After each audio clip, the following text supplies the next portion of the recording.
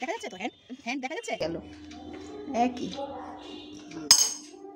ওই যে বাচ্চা, এই যে মুখের জলটা, এই আয়রন পোষা আছে না, আয়রন আটকা আছে, এর জন্য কিন্তু ওরা টাকাও নেয়।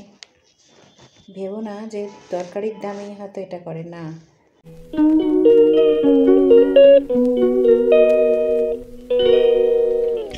সুপ্রভাত বন্ধুরা, আশা করি তোমরা পৃথিবীর যে যেখান থেকে আমার ভিডিওটা দেখছো সকলেই খুব ভালো আছো। তোমাদের ভালোবাসায় আমিও ভালোবাসি। কি করছি তারা দেখাই। বসেছি সকাল সকাল একটু চা নিয়ে শান্তিতে খেতে। বেশ কিছুদিন পর কিন্তু সকালের চা একটু শান্তি করে খেতে পারছি, কারণ আজকে বরমশাই যাবে ইউনিভার্সিটিতে কাজে। ফলে 10টার ডিউটি, মানে সাধারণত কর্মচারীরা যেরকম করে 10টা সাড়ে 10টায় কাজে যান তারা, আবার বিকেল 5টার মধ্যে বাড়ি চলে আসেন। ঠিক তেমন একটা ফিলিং হয় যখন ও এখানে কাজে যায়। ওই মাসে একদিন বা দুদিন ইউনিভার্সিটি বিভিন্ন রকম কাজ জমে একবারে একদিন সেটা সারতে যান। তো সেটা আজকে করবে দেখে আমারও বেশ মজা, কারণ একটু দেরি করে রান্না করলেও চলবে, রান্না বসালেও চলবে, মানে করা তো দূরস্থান, বসালেও চলবে। চলে এসেছে প্রচুর কিছু বাজার নিয়ে, প্লাস আমি এবার বাড়ির ওপর থেকে নিয়েছি, এই দেখো, বুঝতেই পারছো এটা হচ্ছে পাট শাক। পাট শাক নিয়েছি, আরও বেশ কিছু সবজি নিয়েছি, আরেকটা জিনিস নিয়েছি, এই যে দেখো সবজিপাতির প্যাকেট। একটা জিনিস নিয়েছি, এটা আমি পাবো এখন বুঝতে পারিনি, পেলাম তাই নিলাম, কিন্তু অল্প করেই নিলাম। এই যে এই কুলটা ভীষণ মিষ্টি হয়, মেয়ে ভীষণ ভালোবাসে এই কুলটা খেতে, তাই এবার ডাক্তারকে জিজ্ঞাসা করে তবেই খাওয়াতে পারবো। নিয়ে রাখলাম, অল্প করে নিয়েছি, দাম বেশি হবে, কেননা আমরা আবার রওনা দিচ্ছি চিকিৎসার উদ্দেশ্যে আগামী পরশু দিন রওনা দেবো, তাই দুদিনের জন্য। তা মাছও প্রচুর মাছ নিয়ে এসছে, কাঁঠাল নিয়ে এসছে, আবার দেখি কি করি। তা চলো এখন আগে পাট শাকগুলো বেছে নিই, পাট শাকটা একটু টাটকা টাটকা না করলে না ভালো লাগবে না। তা ও কী কী নিয়ে এসেছে, আমি তো নিলাম এইটা, এই যে কুল দিয়ে নিয়ে নিলাম, কুল, বিনস, গাজর, ক্যাপসিকাম, এগুলো। এখানে চিনি এনেছে, লেবু, কতগুলো আঙুর এনেছে দেখো। আর দুদিন থাকবো, আজ আর কাল, পরশু দিন তো যাওয়া।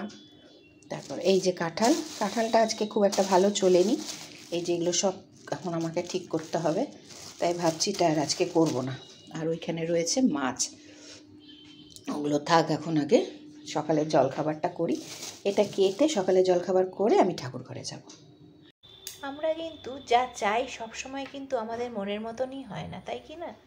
আমরাও বলা ভুল, মানে বেশিরভাগ মানুষ। আবার কখনো কখনো ভাবি যে আমরা তো ঠিকঠাকই যাচ্ছি, তাহলে কেন আমরা পাচ্ছি না যেটা করতে চাইছি সেটা।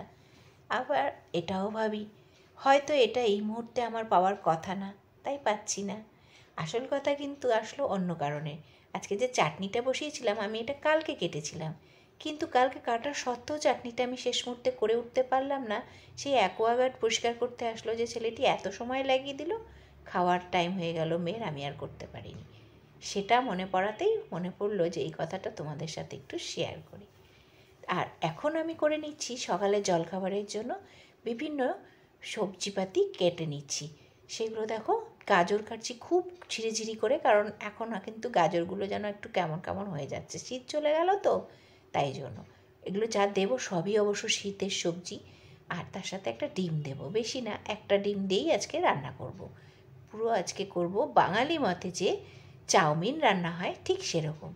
দেখতে থাকো, কি কি দিলাম সেগুলো তো দেখেই বুঝতে পারছো, আর কি কি দেব সেটাও কিন্তু এরপর দেখতে পাবে। আমি একটুকু স্কিপ করিনি আজকের এই রান্নাটা। আর একটা জিনিস তোমাদের সাথে এই মুহূর্তে শেয়ার না করলেই নয়, তোমরা আগামী কয়েকদিন হয়তো আমার একটু অন্য রকমের ব্লগ দেখতে পাবে। যেটা ঘটে সেটাই তো আমি শেয়ার করি, আর তার থেকে অবশ্যই তোমরা কিছু কিছু কিন্তু ভালো জিনিসও পাবে।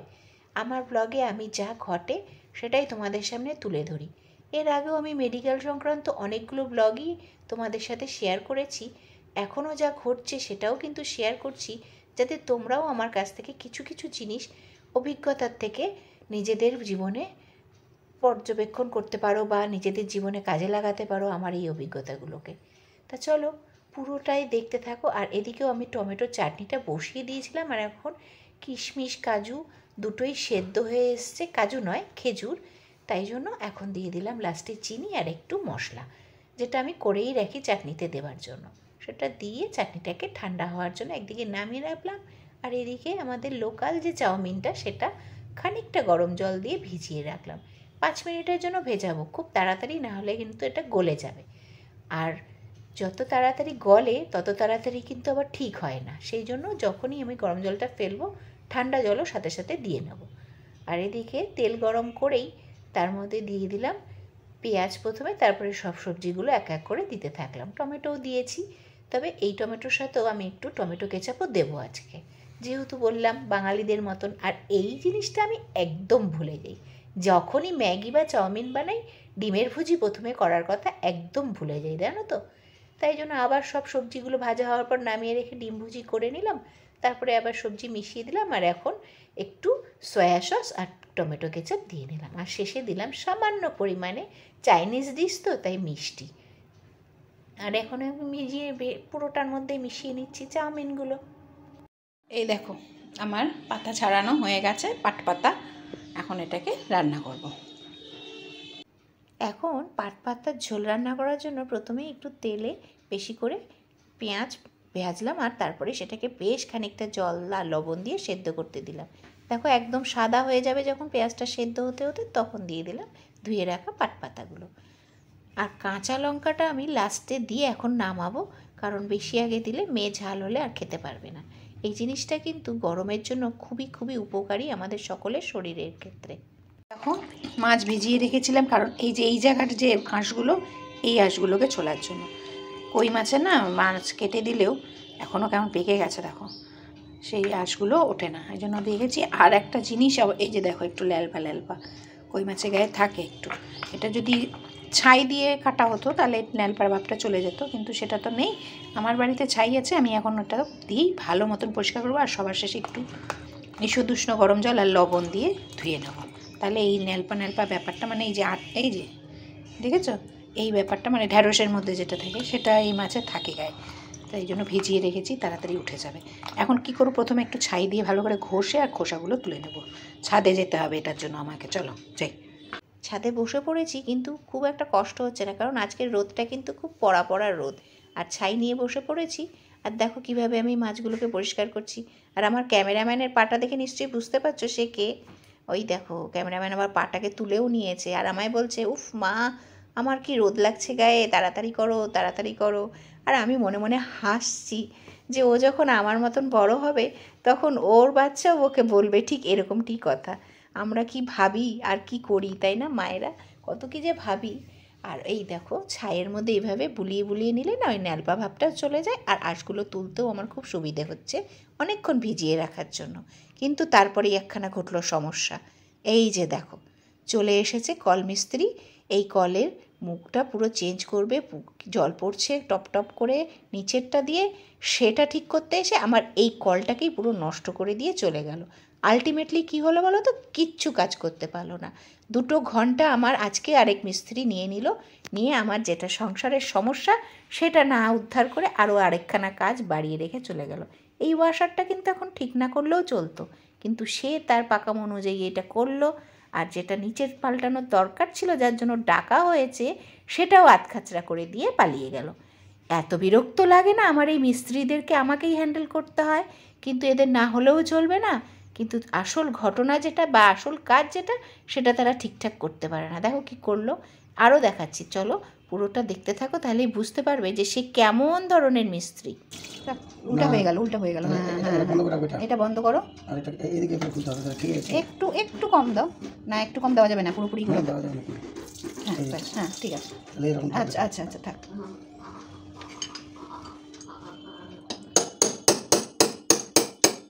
না ঠেকলেই হলো। হ্যাঁ পড়ছে কিন্তু, না না আমার কাজ একই একই থেকে গেল, একই। ওই যে মুখের জলটা আয়রন পোষা আছে না, আয়রন আটকা আছে। দেখলে তো, আর শুনতেও পেলে, তার খানিকটা গলাও আমি দিলাম, পুরোটা আবার ভয়েস ওভার দিইনি, যাতে তোমরা বুঝতে পারো যে কত রকমভাবে নিজের দোষটাকে এরা ঢাকার চেষ্টা করে। যারা আমার মতন ভুক্তভোগী তারা কিন্তু খুব সাবধান হয়ে যাও। এরা এত অত্যাচার করে, কাজের কাজ কিছু করে না, খালি নিজের বুদ্ধি খাটাবে উল্টোপাল্টাভাবে। যাই হোক, কিন্তু কিছু করার নেই, তাদেরকে নিয়েই আমাদেরকে চলতে হবে, আবার সাবধানও থাকতে হবে। এদিকে আমার মাছ রান্না শেষ হয়নি, জানো তো, ওর বাবা চলে আসবে মিটিং শেষ করে। আমি খালি ভাবছি কখন এর হাত থেকে আমি উদ্ধার পাবো। হোক গিয়ে আমার ঘরে আবার জল পড়ে জল ভেসে যাক, কিন্তু এখন আমাকে খাবার বানাতে হবে, মেয়ের খাওয়ার টাইম হয়ে যাচ্ছে। তারপরেই দেখো মাছটা তেল কই করেছি আজকে, একটু আলু দিয়েছিলাম, সেই ঝোলটা কেমনভাবে করলাম সেটাও নিশ্চয়ই দেখেই বুঝতে পারছো। আর মশলার মধ্যে কি দিয়েছি সেটা একটু বলে দিই। একটু সর্ষে বাটা আর একটু জিরে বাটা, বাটা তো নয়, আমি প্যাকেটের গুঁড়োই ব্যবহার করি, সেটা গুলিয়ে দিয়ে দিলাম। আর সবটাই কাঁচা লঙ্কা দিয়ে করেছি। তারপর ফুটে ওঠার পরে দিয়ে দিলাম কড়া করে ভেজে রাখা কই মাছগুলো। আজকে না একটা মাছের মধ্যে খালি ডিম ছিল, বাকিগুলো কিন্তু ডিম ছাড়াই ছিল, তার মানে খেতে দারুণ হবে মাছটা।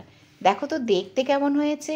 আর যারা যারা এটা দেখে খুব ভালো লাগছে যাদের যাদের, তারা অবশ্যই কিন্তু একদিন ট্রাই করে আমাকে কমেন্ট করে জানিও তোমরা এইভাবে কই মাছটাকে রান্না করে কেমন স্বাদ পেলে। যদি ভালো লাগে তবেও জানাবে, খারাপ লাগলেও কিন্তু জানাবে। আর তোমরা আর কীভাবে এই মাছ রান্না করো অবশ্যই কিন্তু কমেন্ট করো। ধর কই মাছ দিয়ে আলু দিয়ে কই মাছের তেল ঝাল, এত টেস্ট হয় এটা খেতে। আমি জাস্ট মাখলাম, পাট শাক দিয়ে আগে খেয়ে নিলাম, আর এত ভালো হয় না এটা তোমরা বাড়িতে অবশ্যই কই মাছ দিয়ে করে দেবো। আলু আর যা যা দিলাম দেখলেই সেটা দিয়ে। আর এই দেখো মহারানী খেতে বসেছে। বলে বাবারে, পাট শাক এখনও খাইনি। ঠিক আছে, চলো দুপুরে খাওয়া দাওয়া পর্বটা সেরে নিই। ওর বাবার একটু দেরি হবে আসতে, সেই কারণে আমরাই খেতে বসে পড়েছি। পাপা দেখো কাঁঠাল নিয়ে এসেছে আজকে। কি করেছে আজকে দেখো, কি বিশ্রীভাবে কেটেছে। এগুলো কিচ্ছু ছাড়ায়নি, সব দিন সমানভাবে ওরা দেয় না, একটু অন্য লোক বসেছে তাই। এই নিচেরটুকু কেটে দিয়েছে, পেছনের এই আঁশটা ছাড়িয়ে, মানে কাঁটাটা ছাড়িয়ে, আর সামনে পুরো একদম এরকম পিস পিস করে দিয়ে দিয়েছে। এই দেখো পুরো গোটা অবস্থায়। এখন এগুলোকে সব পরিষ্কার করতে হবে, তারপরে ছাড়িয়ে আলাদা আলাদা করে তারপরে কাঁঠাল রান্না করতে হবে।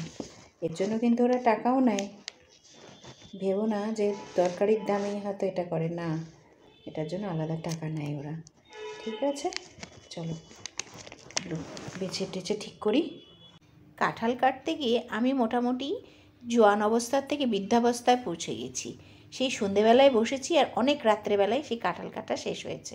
এত বিরক্ত লাগছিল, মনে হচ্ছিল যেন ওই ভদ্রলোকের কাছ থেকে কাঁঠাল কেটে দেওয়ার যে টাকাটা তার অর্ধেকটাই নিয়ে নিই।